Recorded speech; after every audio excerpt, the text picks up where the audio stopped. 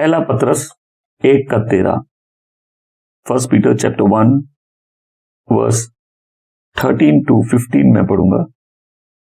इसलिए मानसिक रूप से सचेत रहो और अपने पर नियंत्रण रखो, उस वरदान पर पूरी आशा रखो जो यीशु मसीह के प्रकट होने पर तुम्हें दिया जाने को है।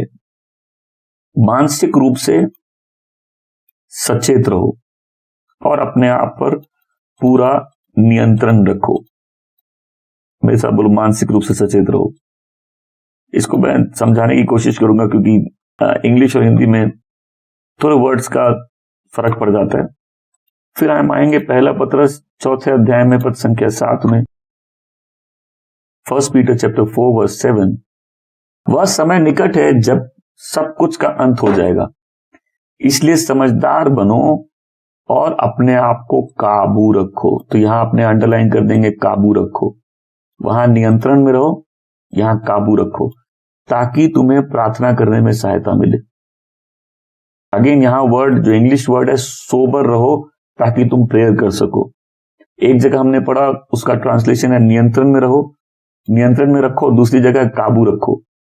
अब हम आएंगे पहला पत्रस 5वें अध्याय का पद संख्या 8 में, फर्स्ट पीटर चैप्टर 5 वर्स 8। अपने पर नियंत्रण रखो, सावधान रहो। तुम्हारा शत्रु शैतान एक गरजते सिंह के समान इधर उधर घूमते हुए इस ताक में रहता है कि जो मिले उसे फाड़ खाए। अपने आप को नियंत्रण रखो, सावधान रहो। तुम्हारा शत्रु मतलब अपने आप को नियंत्रण में रखो, सोबर माइंडेड रहो और सावधान रहो। तुम्हारा शत्रु शैतान एक गरजते सिंह के समान इधर उधर घूमते हुए उस ताक में रहता है, जो मिले उसे फाड़ खाए। हालेलुया। सबको इस बात को समझना है कि एक जंग छिड़ी हुई है हमारे प्राणों के ऊपर। हमें से कुछ लोग इस बात की गहराई को नहीं समझते कि हर लाइफ के लिए एक जंग छिड़ी हुई है। आपको वो जंग दिखती नहीं, आपके ऊपर छिड़ी हुई है। हर सोल की लाइफ में वॉरफेयर है, हर सोल पे वॉरफेयर है। और एक जैसे लोग तनाव या बहुत सारी चीजों को अटैक समझेंगे, एक अटैक नहीं समझते। एक अटैक होता हमारी चाहतों पर, हमारे जो चीजें हमारे दिल पे प्रभाव डालती है और अपनी ओर खींचती हैं। इस वॉरफेयर को बहुत कम लोग समझते हैं, क्योंकि परमेश्वर सिर्फ ये नहीं चाहते कि हम उद्धार पाएं या हमको नया जन्म मिले, क्योंकि नया जन्म मिलते ही अगर वही प्लान होता तो हमको स्वर्ग में ले लिया जाता। परमेश्वर चाहते हैं कि हर जन परमेश्वर की योजना पूरी करे। और जब योजना की बात आती है, कई लोग उसको एक सीक्रेट प्लान बना देते हैं। ऑब्वियसली परमेश्वर की किसी व्यक्ति के निजी जीवन में कुछ निजी योजनाएं होती, बट जब योजनाओं की बात होती है वो चर्च के कलेक्टिव असाइनमेंट की बात है कि परमेश्वर के राज्य की क्या योजना है अपने लोगों के लिए। वो योजना है कि परमेश्वर की जो इच्छाएं हैं, उसका जो वचन है, उसके अनुसार हम उसके अपना जीवन जिए। वो जो चाहता है हम वैसे जिए और हम उस अविनाशी मुकुट के लिए अपनी दौड़ में दौड़े और हम हमेशा परमेश्वर की उपस्थिति में रहे। तो एक वॉरफेयर है जो कोई नहीं समझता कि जब मन पे अलग अलग प्रकार की बातें हावी होती हैं, इच्छाएं हावी होती हैं, भावनाएं हावी होती हैं और लाइफ में ट्रैक चेंज हो जाता है। कितने लोग समझ रहे? शुरुआत अच्छी किए थे लेकिन ट्रैक चेंज हो गया, धुन थी लेकिन ट्रैक चेंज हो गया, फ्लो था लेकिन ट्रैक चेंज हो गया। हम भटक गए, हमारा ध्यान भटक गया, अलग चीजों के पीछे भागने लगे, अलग चीजें हमारी जो ध्यान है उसको अपनी ओर खींचने लगी। कितने लोग मानेंगे ये डिस्ट्रैक्शन सही में बहुत भारी डिस्ट्रैक्शन है। इसलिए लाइफ कंसिस्टेंसी में है। जब ये चर्च ऑनलाइन हुआ, बहुत से लोगों को नहीं मालूम, पहले ये ऑनलाइन नहीं था, जब ये चर्च ऑनलाइन हुआ तो प्रभु ने एक चीज सिखाई, बोले इसको डिसिप्लिन से चलाना है, क्योंकि वो जो सक्सेस का सीक्रेट है इस चर्च के डिसिप्लिन में रहेगा। क्या मेरी बात को सुन रहे? In the season, out of the season. वैसा बोलो, मौसम बेमौसम, मौसम बेमौसम। तो यहां सारी जो एक्टिविटीज और सारी चीजें जो प्लान है उसमें फोकस क्या है? हम कंसिस्टेंट रहे। In the season, out of the season, consistent. आप एक दिन 4 घंटा प्रेयर करिए, फिर 3 दिन मत करिए, फायदा क्या? इससे अच्छा आप रोज 1 घंटा प्रेयर करिए। आप एक दिन पूरी बाइबल पढ़ लीजिए, 1 महीना, फिर 6 महीना बाइबल मत पढ़िए, उससे अच्छा आप रोज थोड़ा पढ़िए। आप 1 महीना चर्च में बड़ा एक्टिव रहिए, 2 महीना, और मैं तो नाम ले लेके बता सकता हूं कितने मेंबर्स ऐसे हैं, उसके बाद भटक जाइए। इससे अच्छा आप कंसिस्टेंट रहिए। और लाइफ के जो सक्सेस का सीक्रेट कंसिस्टेंसी में है।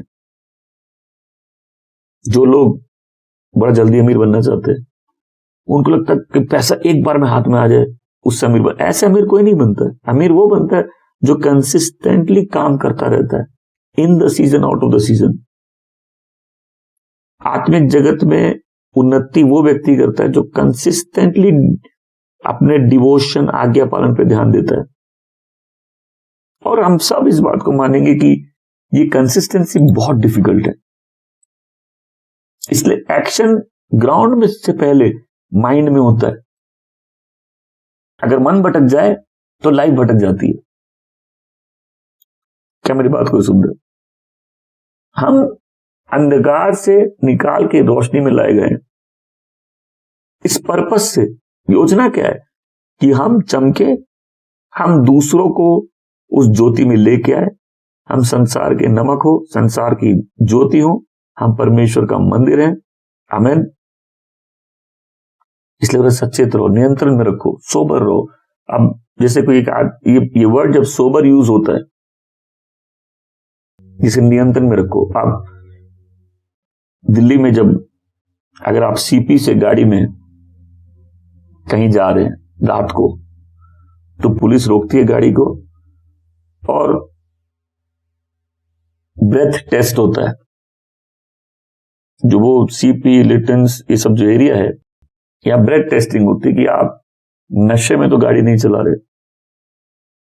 क्योंकि जो नशे में है वो सोबर नहीं है, जो नशे में है वो नियंत्रण में नहीं है। और जब हम लोग नशा समझते हैं, हम लोग सिर्फ पीने का नशा समझते हैं। तो यहां पीने की बात नहीं हो रही है। एक तो जब कोई पीता है वो एक इन्फ्लुएंस में, एक प्रभाव में, उस प्रभाव के कारण वो अपने नियंत्रण में नहीं है। तो जब नियंत्रण में नहीं है, उसके एक्शंस, उसके डिसीजंस, उसके डायरेक्शन सही नहीं होंगे। आप किसी व्यक्ति जो नशे में है उसको बोले स्ट्रेट लाइन में चलो, वो नहीं चल पाएगा। और सुनिए, जितने लोग स्ट्रेट लाइन पे नहीं चल पा रहे वो नशे में है, सोबर नहीं है, नियंत्रण में नहीं है। तो जब कोई नियंत्रण में है, उसका उल्टा क्या होगा? पागलपना, गलत चॉइसेस, लाइफ में फुलिश एक्सपेरिमेंट, गलत बिहेवियर, गलत बातें। मतलब व्यक्ति नियंत्रण में नहीं है, कंट्रोल में नहीं है। जब हम कंट्रोल में नहीं है तो शैतान कंट्रोल में कर लेगा चीजों को। अब ये जिस सोबरिटी के बारे में बात कर, जिस नियंत्रण के बारे में बात कर रहा है, लाइफ में प्रॉब्लम्स कहां से चालू होती है? जब हम अपने ही जीवन के नियंत्रण में नहीं होते, गलत चीजें चुनते। और कैसे चुनते?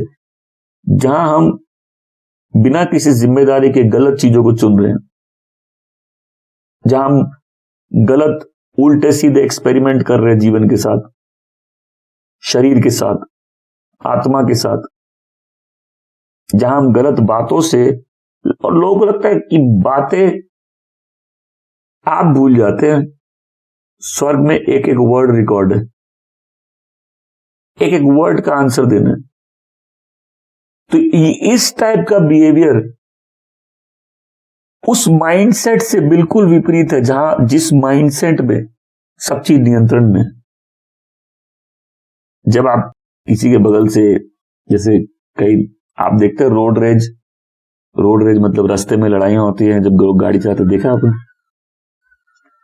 तो कई बार उसमें मर्डर भी हो जाते हैं, सिर्फ इतनी सी बात पे लोग गुस्सा हो जाते हैं कि कोई गाड़ी ओवरटेक कर ली। पर सोच के देखिए, आपके बगल से गाड़ी निकल गई, ओवरटेक कर गई, और आप इतने गुस्से में हो। किस बात का गुस्सा है?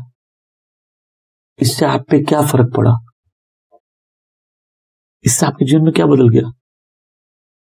इसका मतलब आप नियंत्रण में नहीं है, आप अपने इमोशंस के नियंत्रण में नहीं है। कई लोग अपने शब्दों के नियंत्रण में नहीं है, और वो सीधा लाइन में नहीं चल सकते। उनका सोबर होकर चलना, नियंत्रण में रहना बड़ा डिफिकल्ट है। तो जो नियंत्रण में उसकी लाइफ, उसके कैरेक्टर का मार्क क्या है? कि वो सिंसियर है, वो उसमें गंभीरता है, सीरियस है, अपने विचारों को लेके, अपने जीवन में उद्देश्य को लेके, वो जिस रास्ते पे चलेगा उसको लेके। एक बहुत पहले जब आईपीएल चालू हुआ था, फर्स्ट सेकंड सीजन, कौन सा सीजन था मालूम नहीं, उसमें ऐड था, आओ कुछ तूफानी करते हैं। क्यों? मतलब तुम क्रिकेट देखो मत, एक पागलपन तक आओ, एक नशा करो। क्यों करना है? दुनिया यही चाहती है, नशे चाहती है, पागलपन चाहती है, एक्सट्रीम्स चाहती है। जो व्यक्ति गंभीर है, जिसका अपने ऊपर नियंत्रण है, उसका अपनी भावनाओं पर, या अपने भावनाओं को लेके, अपने उद्देश्य को लेके, अपने बातों को लेके लाइफ में एक सीरियसनेस है। गंभीर समझते ना, गंभीर। बचपन में हम बहुत स्ट्रगल करते थे क्योंकि हम कभी सीरियस नहीं थे। हमको था सीरियस लगने का मतलब बाल में तेल लगाना होगा, बड़ा गंभीर दिखना होगा। नहीं, सीरियस मतलब होता है कि जो चीजें लाइफ में मैटर करती है उनको लेके सीरियसनेस होना। सीरियस होने का मतलब, आप नियंत्रण में रखने का मतलब ये नहीं कि आदमी हंसे नहीं। इनफैक्ट जो आदमी हंसता नहीं, हमको तो वो गड़बड़ लगता है उसमें कुछ। प्रभु के लोग क्या खुश नहीं रहते? बिल्कुल खुश रहते। आनंदित नहीं रहते? बिल्कुल आनंदित रहते।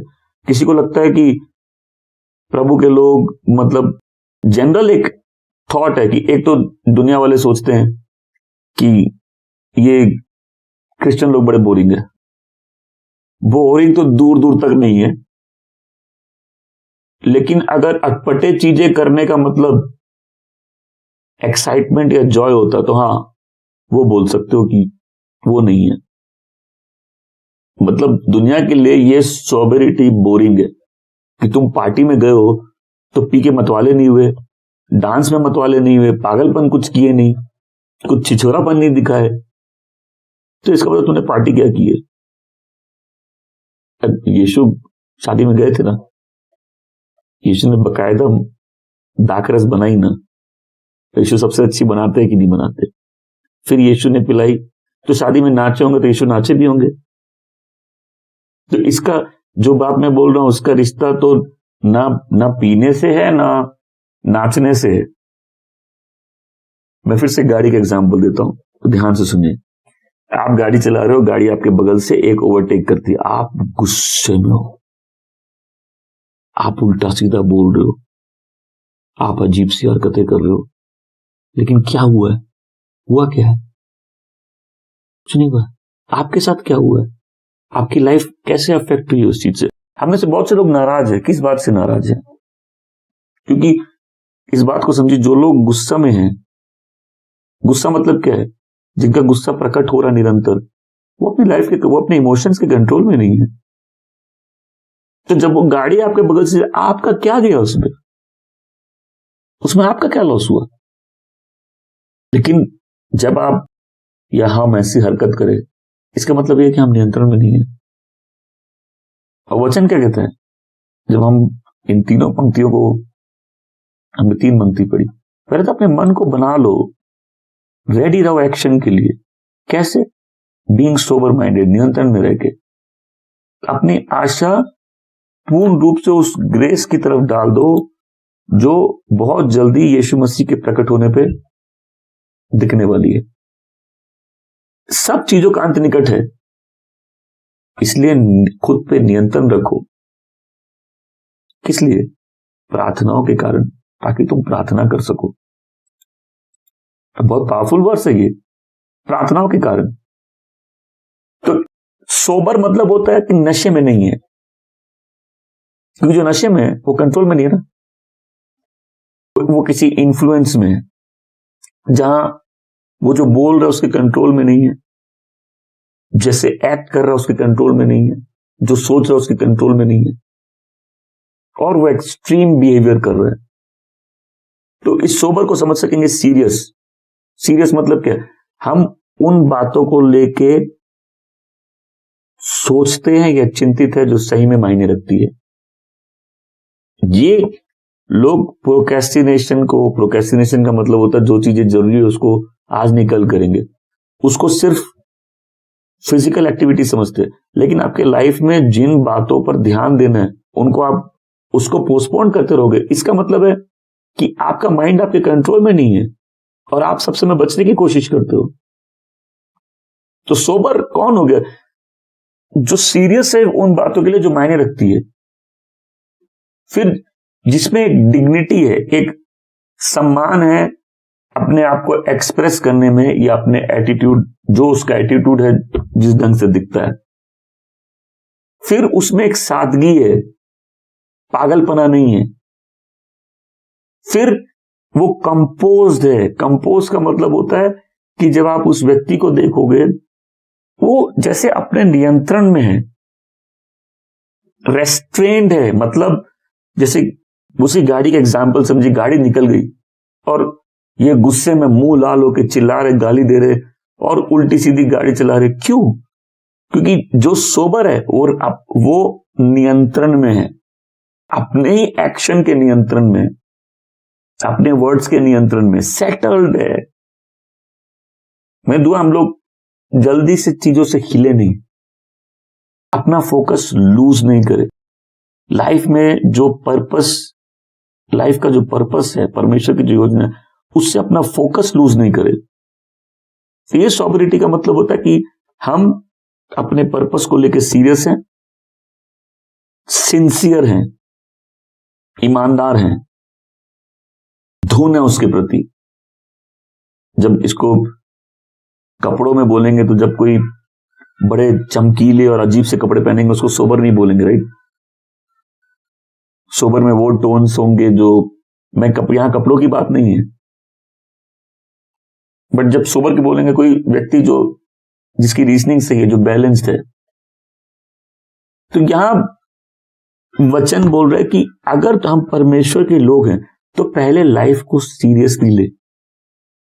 और सीरियसली का मतलब नहीं कि हम आनंदित नहीं रह सकते। इनफैक्ट हमको तो सब समय आत्मा से भर के आनंदित रहना है। या हमारे लाइफ में कोई खुशी नहीं हो सकती, हमको प्रभु में आनंदित रहना है। कोई मजाक नहीं हो सकता, क्यों नहीं हो सकता? इसका मतलब नहीं कि हम अपने आप को बहुत सीरियसली ले। कुछ लोग अपने आप को सीरियसली लेते हैं। एज ह्यूमंस हम लोग गलतियां करते हैं। एज ह्यूमंस हम जितना प्रभु में ग्रो करेंगे अपनी वीकनेसेस दिखेगी। एज ह्यूमन इंसानों के रूप में हमको यह समझ में आएगा कि हमको हमेशा ग्रेस की जरूरत है। तो कई लोग जो अपने आप को बहुत सीरियसली लेते हैं, एक मिस्टेक के बाद प्रेयर नहीं कर पाते। कि सोबर रहने का वो मतलब नहीं है। सोबर रहने का मतलब है कि पतरस बोल रहा है सिंगल माइंडेड फोकस से लाइफ जियो, तुम्हारा माइंड फोकस रहे।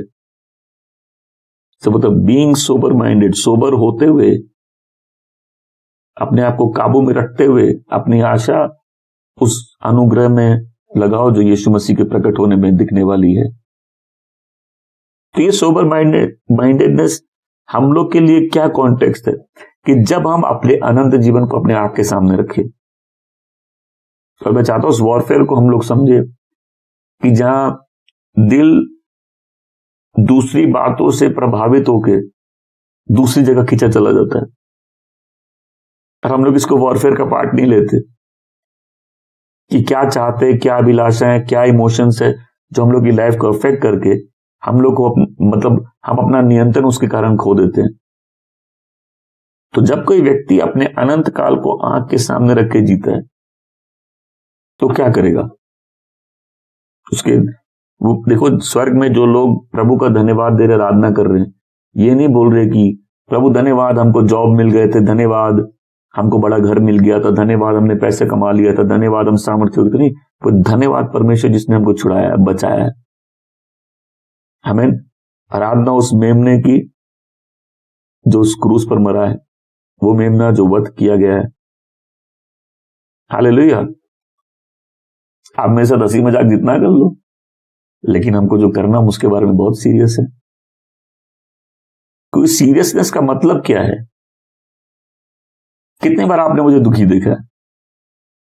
सीरियसनेस का मतलब ये नहीं कि आप आनंदित नहीं रह सकते। सीरियसनेस का मतलब है कि जो चीजें लाइफ में इंपॉर्टेंट है उसको लेके हम सिंसियर और सीरियस रहे, माइंड सेट हो, आंख के सामने अनंत काल हो। तो अगर हम नियंत्रण में नहीं है तो वो सारी चीजें जो मेरे दिल और मेरे हरकतों पर प्रभाव डाल रही है, मेरा उस पर कोई नियंत्रण नहीं है। फिर वो सारी चीजें जो मेरी चाहतों पर प्रभाव डाल रही है, मेरा उस पर कोई नियंत्रण नहीं है। फिर क्योंकि जब कोई पिया हुआ होता है या नशे में होता है, वो अपने थॉट्स के कंट्रोल में नहीं है, वो अपने वर्ड्स के कंट्रोल में नहीं है, वो अपने एक्शंस के कंट्रोल में नहीं है। लेकिन जो नियंत्रण में है, जो सोबर है, उसको मालूम है क्या टास्क है और किस चीज पे फोकस करना है। आमीन। जो व्यक्ति नियंत्रण में है, जो काबू में है, उसको मालूम है दुनिया में क्या खतरे हैं, शारीरिक जीवन जीने का क्या खतरा है, शैतान से क्या खतरा है, और कई चीजें हमको इजीली डिस्ट्रैक्ट करके हमारी जो लाइफ का पर्पस और मिनिस्ट्री है उससे भटका सकती है।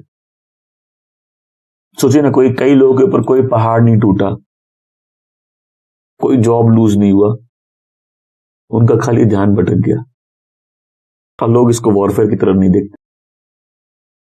तो एक व्यक्ति जो काबू में है उसको मालूम है कि इसका डेंजर क्या है।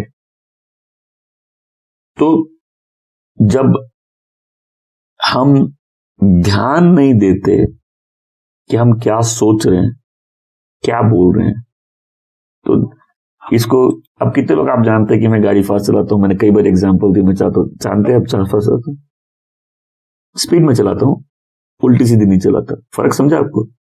अब बीच में एक पागल व्यक्ति आएगा, हर ट्रेवल में एक होता है, एक पागल व्यक्ति आता है। अब इसकी गाड़ी कोई बड़ी गाड़ी भी नहीं होती, मेरा फर्स्ट रिएक्शन होगा इससे भी आगे निकलो। लेकिन जब हम उस व्यक्ति को देखेंगे, बोले कंट्रोल में नहीं है, इंस्टेड हम उस व्यक्ति के लिए प्रेयर करते हैं, प्रभु इस पर दया करिए, क्योंकि ऐसे व्यक्ति को लगेगा वो कंट्रोल में। लेकिन जब दूर से लोग देखेंगे, बोले ये बिहेवियर ठीक नहीं है। हमारे बीच में भी ऐसे लोग होते हैं जो ज्यादा उत्तेजित है, ज्यादा गुस्से में है, ज्यादा भावनात्मक है, अजीब सी हरकतें करते। तो लोग जो अगल बगल देखते बोलते हैं ना, ये कंट्रोल में नहीं है, ये सोबर बिहेवियर नहीं है। तो एज बिलीवर्स, प्रभु के लोग के रूप में एक चीज हम लोग का मार्क होना चाहिए, सोबेरिटी, कंट्रोल में, हम नियंत्रण में है। क्या मेरी बात को सुन रहे? क्या हम आशीषित हो रहे? जब कोई ड्रग्स की लत हो जाती है तो उनको रिहैब भेजा जाता है, रिहैबिलिटेशन में। तो सेंटर से आते फिर बोलते अब ये सोबर है, मतलब अब ये नशा नहीं कर रहे, अब क्योंकि जो व्यक्ति सोबर नहीं है, उसको तो लाइफ कंट्रोल में नहीं है उसके। क्या मेरी बात को सुन रहे? और जिसको भी छुटकारा चाहिए, मैं फिर से बोल रहा हूं, ध्यान से सुनिए, शैतान कर दिया उसके कारण इसके कारण छोड़ के एक बिलीवर की जिम्मेदारी है, रिस्पॉन्सिबिलिटी ले अपने एक्शंस की, तभी लाइफ में चेंजेस आएंगे।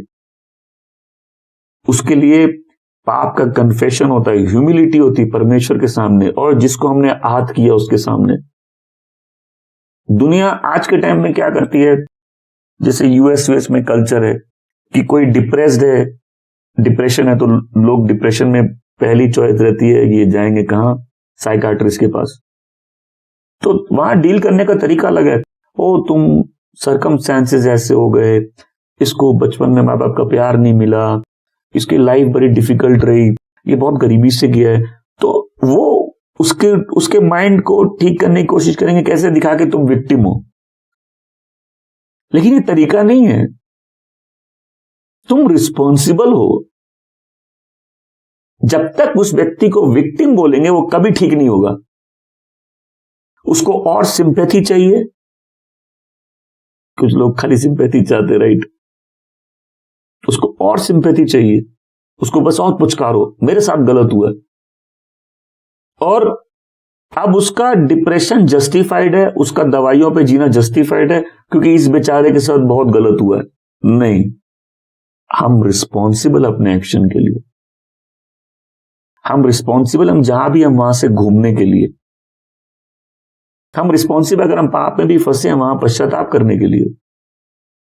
आई नो टाइम और चांस लोगों के साथ होता है, अच्छे लोगों के साथ बुरी चीजें हो जाती हैं, दुर्घटनाएं हो जाती हैं, लाइफ में कई बार तकलीफें आती हैं जिसका हमको समझ नहीं आता हम उसको कैसे रिस्पॉन्ड करें। लेकिन जब तक किसी की ऐसे ही काउंसलिंग होते रहे, नहीं आपके साथ बहुत गलत हुआ है, आप विक्टिम है, तो उससे क्या वो आदमी रिस्पॉन्सिबिलिटी से बच गया, हम विक्टिम है। इसलिए वचन कहता है अपने आप को परमेश्वर के सामने विनम्र करो, तुमको सही टाइम पे उठाएंगे वो। आमीन। जब हम विनम्र होते हैं, जब हम अपने पाप परमेश्वर के सामने अंगीकार करते हैं, जब अपनी गलतियों को एक्सेप्ट करके रिस्पॉन्सिबिलिटी लेते हैं, बिकॉज हर कोई संघर्ष कर रहा है, प्रभु मेरे जीवन के बारे में क्या चाहते हैं। तो एक तो प्रभु की इच्छा के बिना कुछ होता नहीं है, लेकिन हमारी जिम्मेदारी है अपने जीवन को लेके, प्रभु तो उसका है, जिम्मेदारी हमारी अपनी है। आमीन। सिंहासन पे वो बैठा है, लेकिन हम रिस्पॉन्सिबल हम लाइफ में क्या चॉइसेस, क्या डिसीजंस लेते हैं। आमीन। और जो व्यक्ति अपने पुराने जीवन में प्रभु को जानने से पहले बड़े पाप और बड़े अंधकार में समय बिताया, उसको घबराहट होगी इस सोबर लाइफ से। होती है, सबको हुई है, राइट। जब अचानक से हम इतनी सादगी आ जाए, कितने लोग मानते हैं यार चर्च में आने के बाद काफी सिंप्लिसिटी आ गई लाइफ में, काफी सिंप्लिसिटी आ गई, राइट। तो कई लोगों को घबराहट होती है, आओ कुछ तूफानी करते हैं। क्यों लगता है लाइफ कैसी हो गई? क्यों? तुम पहली बार तो नियंत्रण में हो, तुमने पहली बार तो कोई काबू पाया अपने ऊपर।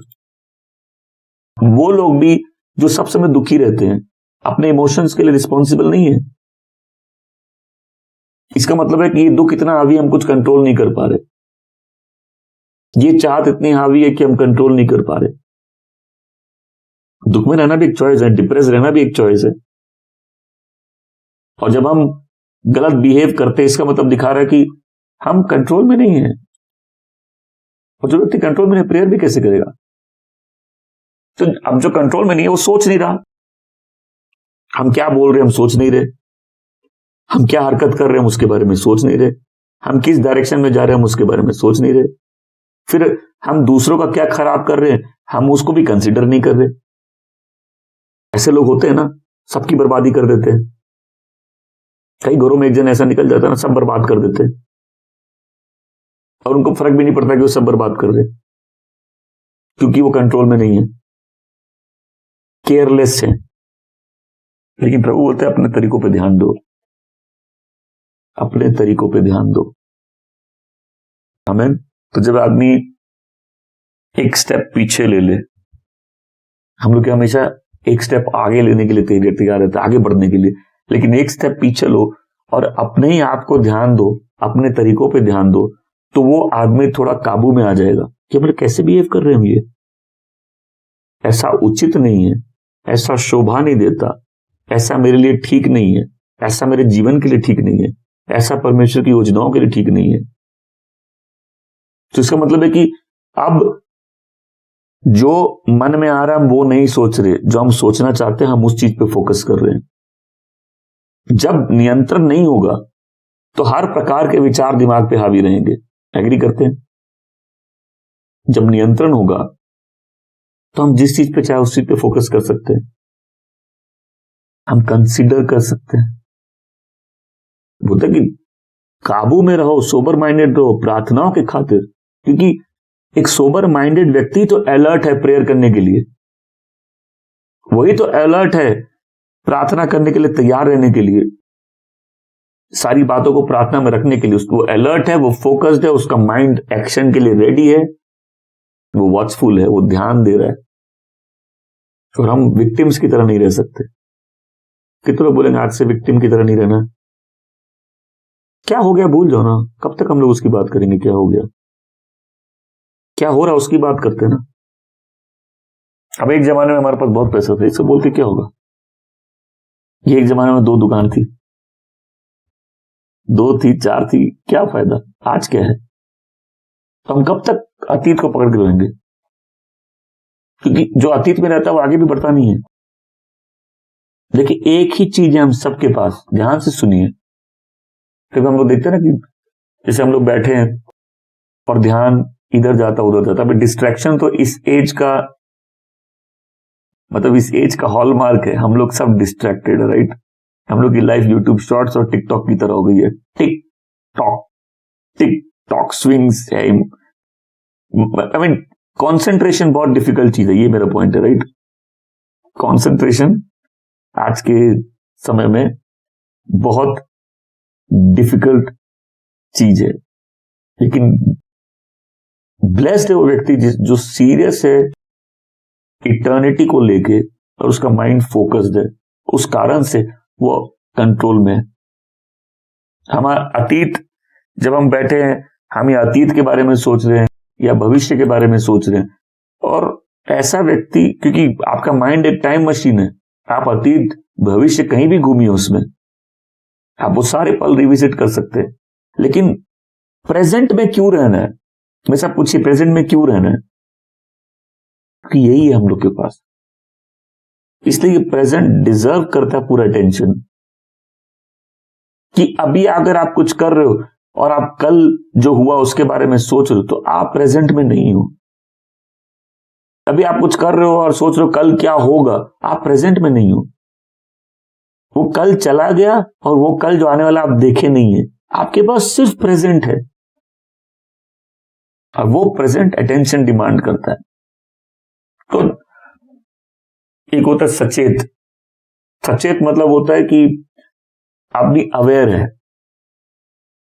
अब सोचो एक आदमी यदि अवेयर है, वो क्या सोच रहा है, उसकी क्या भावना है, किस चीज से इरिटेटेड हो रहा है वो। अब बड़े पर्टिकुलर है, किसी चीज से अगर हम इरिटेट होते हैं तो क्योंकि हमको पसंद नहीं है, इरिटेट होना पसंद नहीं है, उसमें 2 ऑप्शन है, या तो उस चीज को सामने से हटाओ या इरिटेट होना बंद करो, उससे डील करो। क्योंकि जैसे इसको पंजाबी वर्ड है चित्ता, कुछ लोग सब समय छित्ते हैं। कई बार देखिए ना, कोई अंकल बाहर लड़ाई करता है तो बोलता है अंकल घर में आंटी से लड़ के आए हो क्या? होता है ऐसे कि मालूम है कहीं का गुस्सा कहीं में उतार रहे हैं, इरिटेटेड है। और सोचो एक आदमी इरिटेटेड है और वो अपने ही इस व्यवहार के बारे में सचेत नहीं है, अगल बगल वाले लोग देख रहे हैं ये कैसा व्यवहार है। वो अपने सोच के बारे में, अपने फीलिंग्स के बारे में, अपने इमोशंस के बारे में अवेयर है, और वो चूज करता है क्या? कंपोज रहने के लिए, चूज करता है शांत रहने के लिए। क्यों? बड़ा सचेत है वो क्या सोच रहा है, क्या बोल रहा है और क्या इमोशंस है उसके। और देखिए मेरी बात सुनिए, लोगों को देख के उनकी लाइफ के बारे में बहुत कुछ बताया जा सकता है। कुछ लोग तो काम कंपोज एक ग्रेस के साथ मूव करते हैं। क्या मेरी बात को सुन रहे हैं? कुछ लोग होते हैं रेस्टलेस होते हैं, लगता है कि कुछ उनके कंट्रोल में नहीं है। और उनके कपड़े पहनने के ढंग से, अपने आप को रखने के ढंग से, उनके वातावरण में जो चीजें हैं, उनके अगल बगल जो चीजें, सब चीज देख के लगता है इनका किसी चीज पे नियंत्रण नहीं है। उनकी हरकतों करने के ढंग से लगता है उनका किसी चीज पे नियंत्रण नहीं है। लेकिन परमेश्वर कह जाता है आप ग्रेसफुली लाइफ जिए, हम एक काम कंपोस्ट लाइफ हो, इमेन काबू में रहे, बेकाबू ना हो जाए। तो ग्राउंड में कोई एक्शन होगा उससे पहले माइंड में एक्शन होगा, और माइंड में कमर कसना, माइंड की भी एक कमर है। और कमर कसना जब बाइबल में लिखा है तो ये जो वर्ड यूज किया गया है, जब लोग पुराने टाइम में बड़े से रोप पहनते हैं, कुछ पहनते हैं, और फिर एक लेदर की बेल्ट से कमर कसते हैं। बेल्ट हम लोग भी पहनते हैं, लेदर की बेल्ट से कमर कसते हैं। तो अब जैसे कोई काम करना है, औरतें भी अगर कुछ काम करना है, पल्लू लेंगे, ऐसे ऐसे बांध लेंगी, राइट। कमर कस लिया मतलब एक्शन के लिए रेडी है। तो माइंड की कमर कसना क्या होता है कि हमारा माइंड एक्शन के लिए अब रेडी है, काम, कंपोस्ट, अनमूव्ड। तो इससे क्या होता है, हम परिस्थितियों में कैसे रिस्पॉन्ड कर रहे हैं, वो रिएक्शन चेंज हो जाता है। क्यों? कई लोग ना सब जगह है, अपनी पर्सनल स्पेस में नहीं है। क्योंकि आपको कितने लोगों को मैसेज याद है, हम लोग सब बाइपोलर हैं, लेकिन कौन सा वाला अपना हिस्सा बाहर लाना है, उसी का मैनेजमेंट मैच्योरिटी दिखाता है। क्योंकि रिस्पॉन्स लाइफ को अफेक्ट करता है, राइट। इसलिए पतरस क्या बोल रहा है, काबू में रहो, बेकाबू के मत जियो। एक सोबेरिटी, सबसे ज्यादा सोबर वर्ल्ड में क्या है, कब्र। आप कब्र में जाओ, एकदम शांत है, ठहराव है, मैं सब बोलो ठहराव। कब्र से ज्यादा शांत कुछ नहीं है पूरी दुनिया में। कब्र से ज्यादा तो देखो कोई ना पलट रहे हैं और एक अजीब सी शांति है। तो काबू में रहना मतलब क्या हुआ कि जो प्रभाव बेकाबू करते हैं उनसे बच के रहो। आमीन। जो इन्फ्लुएंस नशे में ले आते हैं उनसे बच के रहो। अब क्या हम इस बात को समझते हैं कि पीना छोड़ के भी बहुत से नशे होते हैं, ये बहुत सी चीजें होती है जो लाइफ को बेकाबू कर देते हैं। फिर काबू में रहने का मतलब कि अब हम उन इन्फ्लुएंसेस को अपने ऊपर हावी नहीं होने देते जो हमारे सही जजमेंट करने के सामर्थ्य को प्रभावित करे, हमें भटका दे, हमसे गलत चॉइसेस करवा ले। जो काबू में है वो नशे में नहीं है, और जो नशे में वो काबू में नहीं है, रैशनल है, वो कंट्रोल्ड है, कंपोज्ड है। अब तिमोथी जब पॉल को लिखता है, 3 बात लिखता है, keep your head, keep a clear mind, exercise self control. और कीप योर, अपना मन संभाल के रखो, अपना मन साफ रखो, अपने आप को कंट्रोल में रखो, नियंत्रण में रखो। तो इसका मतलब ये नहीं होता कि हम बड़ा रूखा जीवन जिए जहां कोई आनंद नहीं है, नहीं। इसका मतलब पागलपन नहीं होता, उसमें बेवकूफियां नहीं होती। एक सीरियसनेस है लाइफ में उन चीजों को लेकर जो सही में मैटर करती है, जो अनंत काल की है, जो परमेश्वर की योजना है। जब यीशु बोलते हैं वॉच एंड प्रे, ध्यान दो और प्रार्थना करो, कि तुम परीक्षाओं में ना पड़ो। तो जो ध्यान नहीं देगा प्रार्थना कहां से करेगा, जो सचेत नहीं रहेगा प्रार्थना कहां से करेगा। इसलिए सोबर माइंडेडनेस इतनी जरूरी है, काबू में रहना इतना जरूरी है, सेल्फ कंट्रोल इतना जरूरी है, तभी हम प्रार्थना कर पाएंगे। और क्लियर माइंड क्या होता है, हमने ठंड में देखा है कि दिल्ली में धुंध हो जाता है, लेकिन लोगों को समझ नहीं आता दिमागों में भी धुंध होती है, जब विजन क्लियर नहीं होता, जब आगे का रास्ता नहीं दिखता, जब सही क्या करे नहीं सूझता। तो वचन कहता है कि उस धुंध को हमको साफ करना, क्लियर माइंड से अपने जो पर्पस है उस पर फोकस करना है। एक फोकस लाइफ, मैं सब बोलो फोकस लाइफ, वो लाइफ जहां हम किसी चीज पे ध्यान दे रहे हैं, जहां हम कॉन्शियस है सही रास्ते पे चलने के लिए। आमीन। गलत में चलने के लिए तो ऐसे ही चलेगा आदमी, सही में चलने के लिए कॉन्शियस होना पड़ेगा, जहां हमारे डिसीजंस इन्फॉर्म्ड है। हम निर्णय ऐसे ही नहीं ले रहे, लेकिन ये निर्णय सत्य से इन्फॉर्म्ड है। आमीन। क्या हम आशीषित हैं, क्या हम आशीषित हैं, क्या हम रिस्पॉन्सिबल अपने एक्शंस के लिए, अपने वर्ड्स के लिए, अपने इमोशंस के लिए। आप डिप्रेस पड़े हो सब समय चिंतित हो, सब समय नाराज हो, आप विक्टिम नहीं हो, आप रिस्पॉन्सिबल हो उस एक्शन के लिए। आपने अलाउ किया ये इमोशंस आपके ऊपर हावी होके आपके ट्रैक को चेंज करने के लिए। आमीन। एज बिलीवर्स परमेश्वर क्या चाहते हैं, हम सोबर रहे। आमीन। और सोबर मतलब हम सीरियस रहे उस पाथ के लिए जिसमें चलना है, सीरियस रहे उस सेवा के लिए जो हमको करनी है, सीरियस रहे उस अनंत जीवन के लिए जिसमें हमको प्रवेश करना है, सीरियस रहे उस जो पर्पस है उसकी तरफ हमारा फोकस रहे। आमीन। और वही हम लोग की लाइफ में फिर दिखेगा कि एक सीरियस लोग हैं, ग्रेविटी वाले लोग हैं। आमीन। कितने लोग हैं रोज नई चीजों के पीछे भाग रहे हैं, नई बातों के पीछे भाग रहे हैं, नए अट्रैक्शंस के पीछे भाग रहे हैं। दुनिया का इन्फ्लुएंस इंटॉक्सिकेट करता है, ये हम लोग सब मानते हैं, राइट। तो जब हमको दुनिया की नशा आ जाएगा तो हमारी हरकतें दुनिया वाली हो जाएगी और हम कंट्रोल में नहीं रहेंगे, अपनी हरकतों के, अपने एक्शंस के कंट्रोल में नहीं रहेंगे। आमीन। आज कितने लोग बोल रहे हैं नहीं, हम जिम्मेदार हैं, हम अपने वर्ड्स के लिए, अपने इमोशंस के लिए, अपने एक्शंस के लिए जिम्मेदार हैं। आमीन। हमारी जिम्मेदारी हम फोकस्ड रहे, अपना ध्यान भटकने नहीं दे, और परमेश्वर के लोगों के रूप में हमको सोबर लोग बनना है। आमीन। ताकि हम अपने शत्रु को भी कहीं जगह नहीं दे, ताकि हम निरंतर प्रार्थना कर सके। आमीन।